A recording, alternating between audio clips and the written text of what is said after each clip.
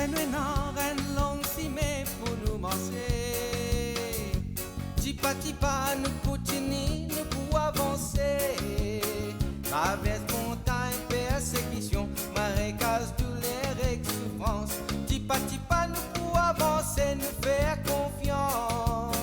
Même si nous portons les bien lourd, nous n'avons pas besoin d'un bisou. Tipa tipa. Bonsoir à vous, merci de nous rejoindre sur l'MBC. Nous sommes bien contents d'accueillir les autres, mais c'est eux qui peuvent accueillir nous dans la case, ouvrir la porte de l'équerre aussi, pour un nouveau programme autour de Tipa Tipa, l'émission qui se connaît. Nous avançons ensemble chaque semaine avec une thématique qui permet de nous, comme si, un meilleur être humain, meilleur citoyen avec un thème qui est proposé. Eh bien, ce soir, nous proposons vocation d'un sens un peu spirituel, très spirituel même, dans le sillage du Festival des vocations qui finit là, il y a quelques semaines. C'était au Tabor le 16 juillet dernier avec ce Festival des vocations. Le thème, c'était « Viens joindre moi ». Et ce soir, nous avons la joie d'accueillir trois invités. D'abord, Yannick Casquette. Bonsoir. Bonsoir, Rodney. Un séminariste et dans quelques semaines là pour donner diacre en vue du sacerdoce. Et puis, on vient avec un parents, Marguerite Marie. Bonsoir. Bonsoir. Et Daniel, le papa de Yannick. On va parler avec vous justement de ces vocations. La vocation commence dans la famille. Et aussi dans ce programme-là, l'objectif, c'est révine la deuxième dimension de cette journée des vocations 2023. Le 16 juillet dernier, nous finirons un grand hommage au cardinal Maurice Piat, évêque émérite, qui peut prendre sa retraite. Il a accompli sa vocation d'évêque. Et bien, il peut laisser là-bas à Jean-Michel Duron, monseigneur, qui peut donner le 20 août. Et nous prenons un extrait de cette journée avec une intervention au cours de ce programme. Yannick Casquette, comment vous sentez-vous au jour d'aujourd'hui, ou à quelques semaines de l'ordination diaconale avant qu'il vienne mon père?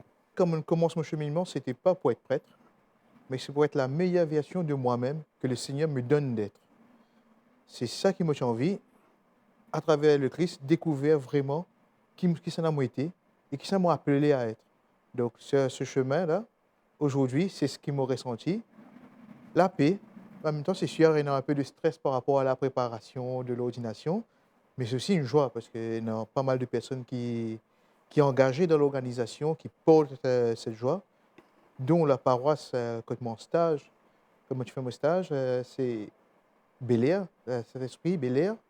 Donc, la paroisse est vraiment prise par cela et une joie qui se dégage des paroissiens de le vivre, de préparer, et quelque part l'Église qui donne naissance à un autre serviteur, un diacre.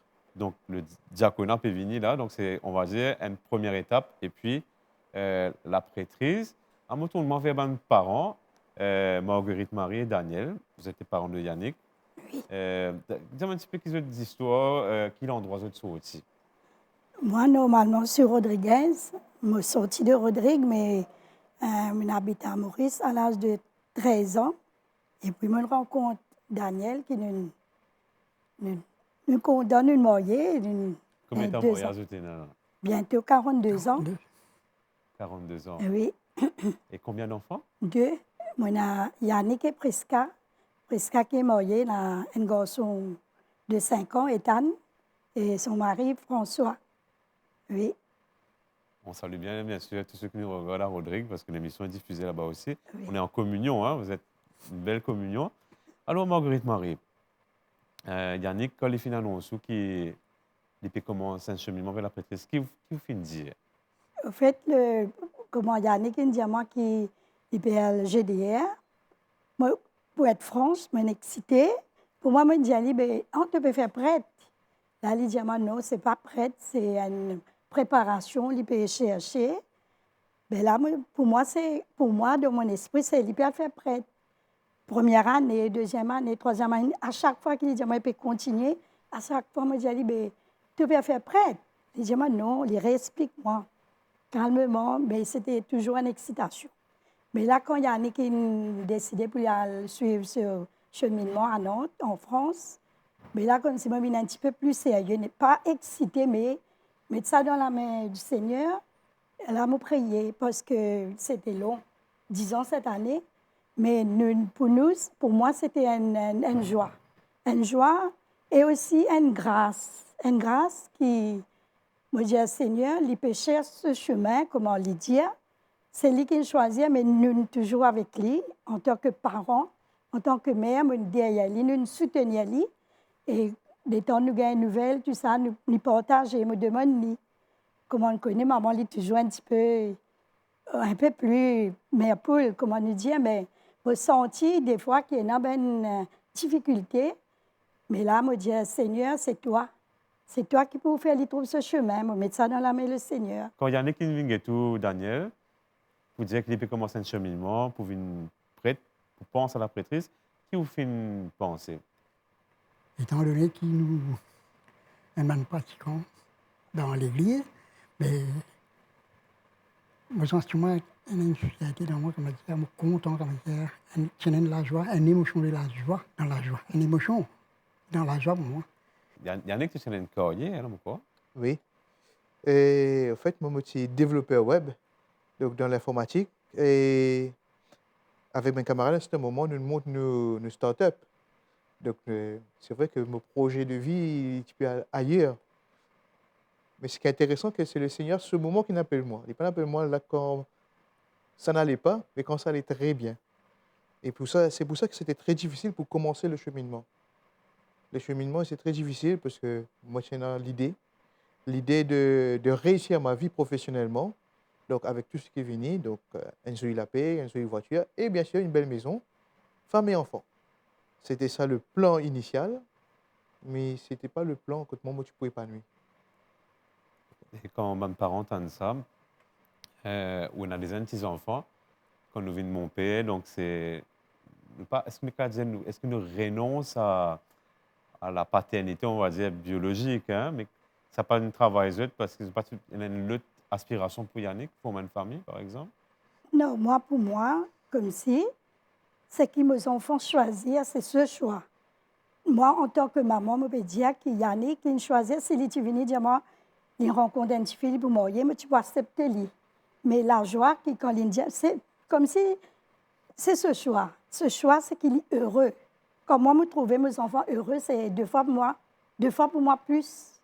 C'est ça qui nous cherche, la joie de nos enfants, l'épanouissement, bien, quand je te sentis bien, mais comme on dit, Yannick, vraiment épanoui. M'accepter. M'accepter. Nous pas pour objecter contre sa volonté pour lui. Pour laisser faire ce choix pour lui. Il choisit pour être prêtre, mais nous sommes bien contents. Nous gentils, la joie là dans nous, toujours pareil. Mais écoutez bien, nous conseillons, et lui conseille nous. Au départ, le temps m'appelle Rode moi-même. Moi, j'ai un désir de paternité fort. Mais pas forcément être en couple et dans une famille. Moi, je ressenti ça. C'est après qu'il m'a réalisé cette paternité qui me suis aspiré. C'est une paternité spirituelle plutôt.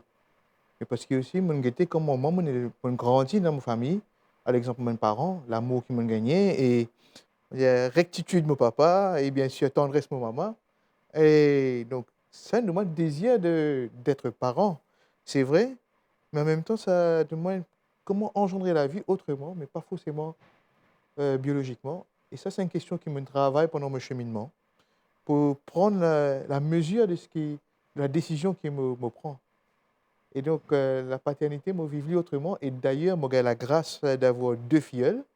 Une qui pour 23 ans bientôt. Et l'autre aussi qui pour 6 ans. Donc, Ethan et Jalisco. Et les deux qui, à cette manière, ils montrent moi comment être figure de père. Et avec un accompagnement vraiment dans mon cheminement. Donc, même si quelque part, nous avons pendant sa paternité biologique, mais déjà, on commence à découvrir la paternité spirituelle en les aidant à découvrir le Christ, quelque part, avec ses parents engendrés dans la vie chrétienne au Christ. Eh bien, là, nous pour proposer justement une petite découverte. Nous pourrons, au foyer des vocations, nous pourrons rencontrer le Père Laurent Rivette, qui est responsable de cause justement comment est-ce que quand une jeune, comment dire, senti envie de traiter une jeune fille, Divine Massé, donc il y a une structure qui appelle le service des vocations qui accompagne ces jeunes-là et qui est peut-être arrive à une décision et nous pouvons justement cette intervention-là, nous pourrons à Sainte-Hélène, que et dans le foyer La Source qui accompagne les jeunes qui ont envie de nous autres la vie au Seigneur et aux autres. Voilà, je suis le père Laurent Rivette, j'ai 43 ans et je suis responsable des vocations, c'est-à-dire que je m'occupe de tout ce qui est chez les jeunes, cet éveil à leur vocation, au fait qu'ils sont appelés par le Seigneur à donner le meilleur d'eux-mêmes à la société, à Maurice et à l'Église, et aussi en même temps d'accompagner tous les jeunes hommes, jeunes filles, avec l'aide des religieuses pour les filles, pour leur noviciat, pour les religieux et religieuses, mais aussi pour le séminaire, pour ceux qui se destinent à être prêtres diocésains. Alors le foyer La Sauce a commencé, me semble, à Varquois, au foyer Murphy, ensuite a été transféré à Rosil, et après à Beaubassin, au Tabor, juste au bas. Et puis, il y a quelques années, quand on m'a demandé de prendre le service des vocations, j'ai demandé à Monseigneur Piat à ce que ce service puisse intégrer une paroisse. Alors, je pourrais être vicaire sur cette paroisse et en même temps m'occuper des vocations du foyer pour que ce foyer puisse, en accueillant les jeunes, voir aussi, permettre aux jeunes de voir la réalité aussi d'une paroisse et de prêtres qui vivent en paroisse. Envoyer un jeune homme au séminaire, pour l'instant c'est en France, il y en a eu un qui est passé à Rome aussi. C'est un gros investissement pour nous financier et ce qui exige aussi qu'on fasse un screening assez important, non pas uniquement parce que c'est un engagement financier, mais parce que c'est un engagement envers notre société, envers l'Église, que de présenter des candidats qui soient viables, fiables et qui puissent bien sûr guider le peuple de Dieu. C'est une grande responsabilité pour nous que d'exiger cela de la part des candidats au sacerdoce. Donc le screening, un terme un peu plus catholique, ce serait le discernement, se fait dès le départ avec le groupe de recherche et ensuite, si ça se confirme, de passer un temps au foyer La Source, qui, je le précise, est à la cure de Sainte-Hélène, à Cure-Pipe. Et pendant ce temps, le candidat peut continuer à travailler et vivre avec les prêtres ici et continuer le soir, en rentrant du travail, quelques réflexions. Ensuite, si ça se confirme, il peut arrêter de travailler et passe à ce qu'on appelle l'étape propédeutique, qui est une préparation un peu plus assidue pour entrer au séminaire.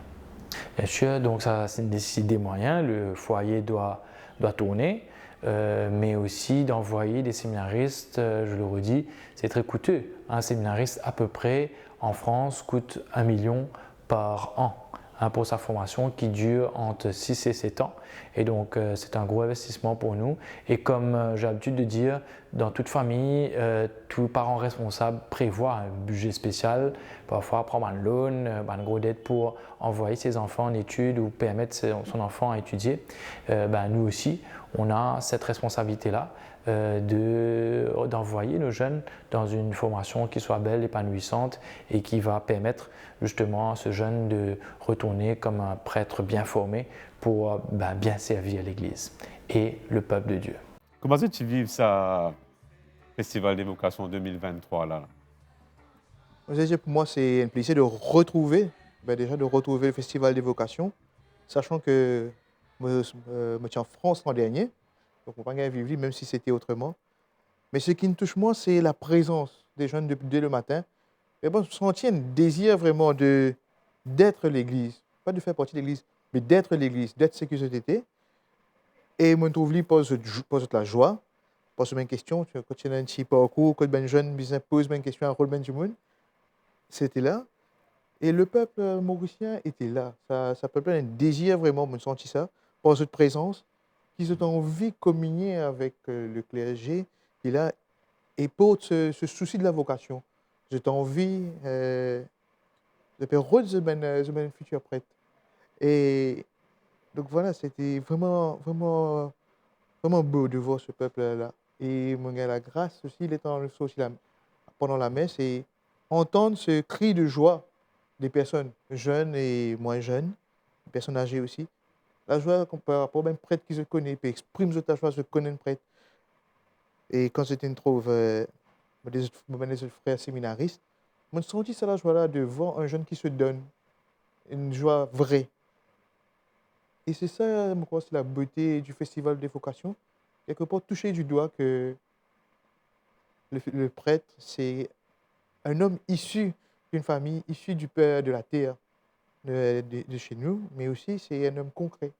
Depuis que vocation, ce qui touche beaucoup Banzimoun, c'était vraiment cet appel à se vêtir justement des couleurs du quadricolore rouge, bleu, jaune, vert, parce que l'Église au service de toute l'île Maurice, de tous les Mauriciens, nous peut écouter justement le cardinal Piat dans ce extrait qui sur sa propre vocation, hein, les signes renonce notamment à la vie famille, à nous écouter et nous pour bien sûr revivre ce moment-là ensemble.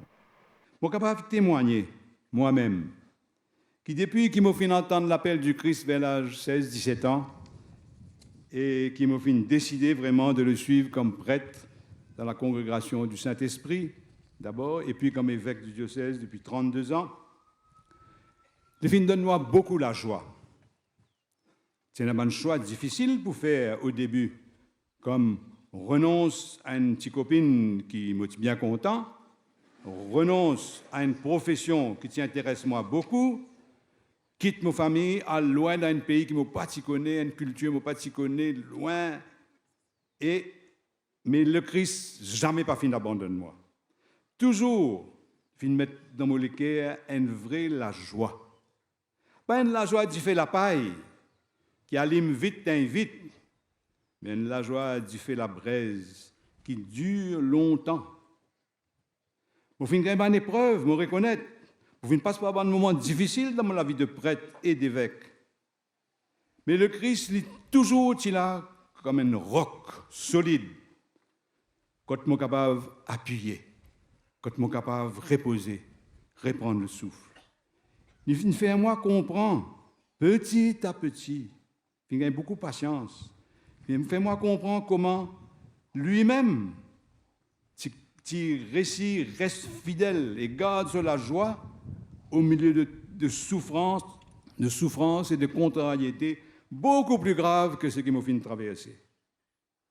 Petit à petit, il fait moi découvrir cette belle figure du serviteur souffrant, qu'il a été lui-même, sa serviteur qui assume ce bonne souffrance avec patience, parce qu'il est disposé souffrir pour ceux et celles qu'il aime, ceux et celles pour qui il a donné sa vie. Je le connais, il a une seule vocation qui compte dans la vie, qui nous mariés, parents, qui nous prêtent ou religieuses. Seule vocation qui compte, c'est l'appel à aimer jusqu'au bout ceux et celles qui Jésus fit confier nous. C'est là où se cache la plus grande des joies, celle du Christ lui-même. Cela vaut la peine d'ouvrir notre cœur pour la recevoir de lui. Donc, moi, marquer ce message, comment continuer à être vrai avec le peuple avec lequel je suis envoyé? Comment me reste authentique? En étant un témoin, c'est vraiment être un témoin vrai de ce que Dieu fait dans ma vie. Et c'est ce qui Monseigneur Piat a été. Ce devis, c'était pouce vers le large, c'est pouce vers le large plutôt. Au moment où il donne sa retraite, donne sa lettre de démission, le pape appelle lui pour aller plus loin encore. Et c'est ce qu'il fait de manière vraie. Donc, on sait c'est ça le message. Ce n'est pas forcément tout ce qu'il dit, mais cette vie donnée, c'est ça le vrai message. On peut écouter un petit témoignage, finir la bande près de bande like, qui rappelle justement sa contribution pendant 32 ans comme évêque de Port-Louis, bien sûr. Mais pour réécouter aussi le cardinal concernant son rôle d'évêque. Il disait qu'il est un chef d'orchestre, et il disait comment dire, tout bon musicien pour capable jouer avec lui pour répandre la musique de l'Évangile. Nouvel extrait. 30 ans de cela, je suis tan, comme dit Monseigneur Piat. Je suis allongé là. Monseigneur Piat ordonne-moi comme prêtre. Et il fait après 2 ans comme évêque coadjuteur, là, il prend les rênes du diocèse de Port-Louis et il ordonne-moi et Jean-Marc Boissaison ici comme prêtre. Alors, je voudrais aujourd'hui, étant nous peut rendre grâce pour ces 32 ans qu'il est fini à la tête du diocèse, je voudrais dire un grand merci. Merci, Monseigneur, merci, Maurice, mon Dieu, Maurice aujourd'hui. Merci. Permettez-moi. Merci parce que un mot qui m'a retenu, c'est la confiance. C'est la confiance. Parce que quand Dieu met sur confiance dans vous, vous donne le meilleur de vous-même. Si vous n'avez pas la confiance de quelqu'un, vous ne pouvez pas donner le meilleur de vous-même. Monseigneur Piat, j'ai envie de dire merci pour la confiance que vous venez faire à moi. Je peux dire que vous avez été attentif à tout ce que nous vivions. Surtout, vous avez pris du temps pour nous aider à donner sens à notre vie. Vous avez été un bon berger en prenant soin de tous et à l'écoute. Avec une oreille attentive, vous avez essayé de nous faire découvrir petit à petit cet amour immense venant de Dieu. Votre présence et vos encouragements ont été toujours d'une grande sagesse, un accompagnement fraternel. Votre amitié m'a donné force et courage pour avancer et d'aller de l'avant. Loué sois-tu, Seigneur, pour notre évêque, qu'il continue sa mission dans la joie et la paix, et là où tu vas lui demander encore de pousser vers le large. Merci, mon Seigneur, et au nom de tous les consacrés, je vous dis bonne retraite.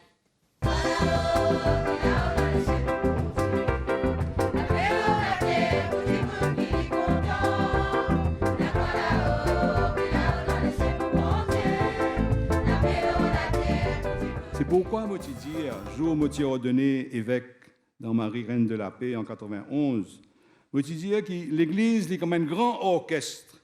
Quand chaque du monde, qu'il est parents, qu'il est prêtre, qu'il est religieuse, laïque, qu'il est enfant, qu'il est jeune, qu'il est adulte ou personne âgée, chaque du monde, comment dire, un instrument de musique qui a une note particulière pour faire entendre. Un son unique que nous tous seuls nous sommes capables d'apporter. Un son qui vient joindre avec les autres pour faire une jolie harmonie. C'est pourquoi moi je dis, même jour de mon ordination, que le rôle d'un évêque, ce n'est pas d'être un homme orchestre. Un homme orchestre, c'est un monde qui prétend qu'il vous tout un instrument. Mais l'évêque plutôt, il est un chef d'orchestre qui a besoin des autres pour faire entendre dans nos sociétés la belle musique de l'Évangile. La joie de l'Évangile est une musique tellement belle qu'il faut la jouer ensemble, à plusieurs, chacun avec un instrument de musique particulier, mais sous la direction du chef d'orchestre. Aucun instrument pas capable, comment dire, crase le son de l'autre instrument. Il y a certains instruments qui viennent de l'avant pendant un moment de la musique, et puis ça, ils retournent en arrière, et l'autre vient. Certains instruments restent tranquilles pour laisser les autres avancer. L'harmonie de ce grand orchestre-là, c'est la même responsabilité du chef d'orchestre. Mon cas dire aux autres, ce n'est pas toujours facile. Parce qu'il a besoin de veiller attentivement, écoute beaucoup, maintenir une cohésion entre les musiciens. Lui-même, il n'est pas joué aucun instrument lui-même, mais il a besoin de donner départ, il a besoin d'indiquer le tempo, pas trop vite, pas trop lente. Il a besoin de veiller à ce que le charisme de chaque personne capable d'exprimer et apporte sa contribution au moment voulu. Voilà, c'était donc cette journée du 16 juillet avec cet hommage au cardinal Maurice Piat, évêque émérite du diocèse de Port-Louis, qui va passer donc le flambeau, va donner les rames à Monseigneur Jean-Michel Duron, qui sera ordonné, comme vous le savez, le 20 août prochain.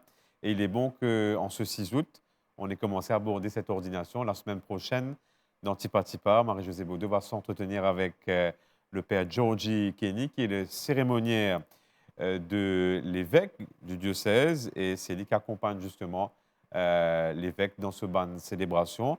Et l'IP travaille notamment sur cette messe d'ordination épiscopale qui est dans le 20 août. Nous avons l'occasion d'écouter sur justement les rites et tout ce qui concerne l'évêque, son rôle, ce ban symbole, et surtout dans ce contexte de cet épiscopat qui commence pour Monseigneur Duron. Je remercie Yannick Casquette, séminariste, qui pourra donner le 3 septembre prochain à Bel-Air. Merci au fin de le plateau. Merci à Marguerite Marie, à Daniel, les parents. On vous souhaite beaucoup de bonheur. Certainement, on va vous suivre de très près pour voir un peu l'évolution de cette vocation de Yannick, comme il y a beaucoup de vocations aussi qui font bouger à la fois l'Église, mais aussi toute l'île Maurice. Merci de votre attention. On se retrouvera bientôt. Avant de passer, je suis très content de vous recevoir, Yannick. Une petite parenthèse, parce qu'on était à l'école ensemble au collège.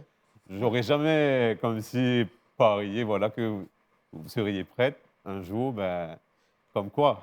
Comme quoi. Voilà. Ça faisait quelque chose d'être au collège de la Confiance, avec comme recteur M. Daniel Mervin, et pour terminer avec Mme Paula Hacha. Je reviens sur Dar Memory Lane au collège, des très belles années qui ont construit ce qui je suis. Et je pense que c'est de là aussi, avec Notre-Dame de la Confiance qui veillait sur nous au collège. Elle savait déjà ce qui était prévu pour moi, peut-être.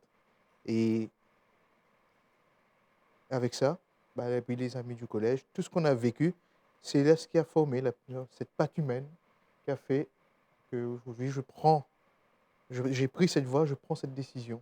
Voilà, c'est dans cet appel à la confiance qu'on va se laisser. On va fermer la parenthèse. Oui. Merci à vous, bonne soirée et à très bientôt pour un nouveau numéro de Tipa Tipa, nous avancer sur la mise.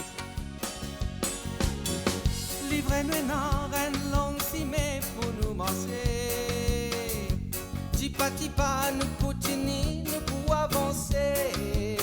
Traverse montagne, persécution, marécage, douleur et souffrance. Tipa Tipa, nous pouvons avancer, nous faire confiance.